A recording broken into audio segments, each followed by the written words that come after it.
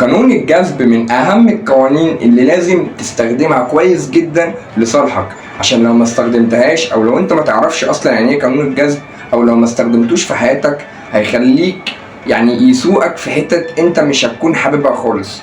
وايه هو قانون الجذب؟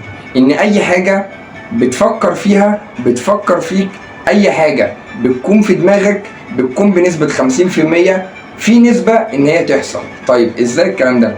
انت لو افكارك كلها كل افكارك ان انت مثلا عايز تشتري عربية لونها احمر، نوعها مثلا اي نوع، تمام؟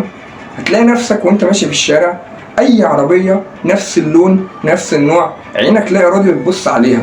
طب هي ليه بتعمل كده؟ عشان دي حاجة في دماغك وانت عايز تجيبها، فلا ارادي مخك جذب لك الحاجة اللي دي قدامك، صح؟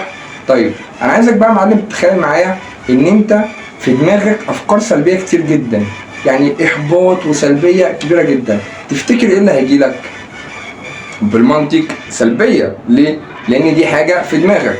فانا عايزك تنظف مخك من الافكار السلبية الكتير وتحط فيه افكار ايجابية كتير، عشان صدقني اي حاجة بتحطها في دماغك بنسبة 50% بيبقى فيه نسبة لتحقيقها. وافتكر ان الايجابية هتصنع من عالمك عالم ايجابي متفائل في حماس انك تقدر تعمل حاجات اكتر من اللي انت بتعملها دلوقتي في حياتك. وبس كده، سلام.